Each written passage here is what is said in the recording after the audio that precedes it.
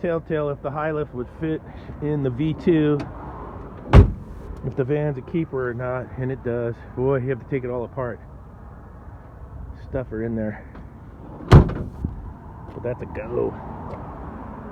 Let's go change the ice maker. Alright, YouTubes. NorCal Dave here. Talk about a little bit about customers and online ordering. So I got a customer. I took out that Manitowoc that had the torn up grid. I'm putting in this H.V.A.C here.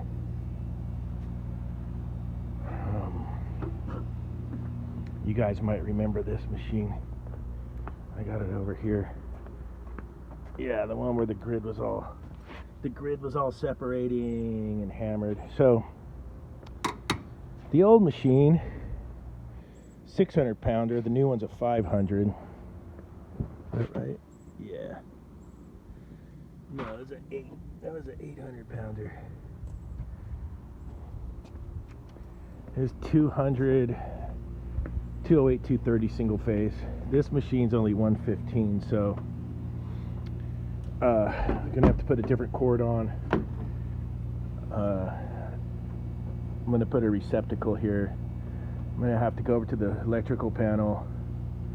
I'm gonna turn this blue wire into a neutral at the neutral panel and tape it off with a white wire. And I'll have to get a blank off cover for the electrical panel and single pole breaker, because it has a 2-pole breaker in it right now, right here. So we have to do some changing up. So we have to get another blank off like this, another single pole breaker, take the blue wire off the hot, tape it up with white tape so it makes it a white wire, and put it to the neutral bar. Also, let's see, it's missing the bin switch. I didn't uncrate it, so I got it like it was. They're going to need a bin switch, so to make it work in the meantime, I'm going to have to jumper it out up here.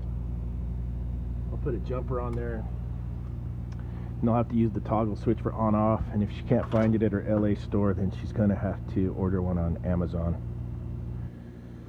What else? Other than that, oh yeah, it's also, this was only 22 inches wide instead of 30. So I was able to use the cover off the old Manitowoc as the filler piece. It actually fitted in there really good. I'll show you that when I'm done. Not bad. Not bad at all. Other than that, it's going to fit in there. But I don't have a problem with customers ordering online, because that's the way life is nowadays, and they're going to do it no matter what. So, oh yeah, they used to have, both those Manitowocs came off one water filter. That's not going to happen anymore. Each one's going to have its own water filter, because these H.V.A.Cs use a lot of water. I don't mind customers ordering their stuff. They're going to do it. There's no getting around it. So, it is what it is. I would just hope that they would get in touch with us so we can help them click the button so they get the right equipment. Okay, that's my gripe. Let's get into this thing. Right now I'm hooking up the electrical. Got my ground in. I got a wire nut, my hot, and my neutral. Alright, NorCal's tip of the day. It's always good to have all the different colors of tape on your truck. Oh yeah, there's the little tool I use for the tie wraps on my TXV expansion valve bulbs. I know that drives some of you guys nuts, but when I get places I can't get the TXV bulbs in a good spot, I'll use tie wraps in this tool and wrench it on down. But get all the different colors of tape on your truck. You never know when you're coming across a wiring situation. Like, I thought this job this morning was going to be gravy. It turned into a little bit of work, you know. So we're going to take this blue wire right here, we're going to make it white all the way up, and then we will attach it to the neutral bar right there, and we'll go from a 208 circuit down to a 115. I think we only need a 15 It's 15 or 20 amp circuit on that one. The wire size is plenty good enough. See if I can find the TH. Oh yeah, the camera's on that side. Number 12 wire, that's good enough.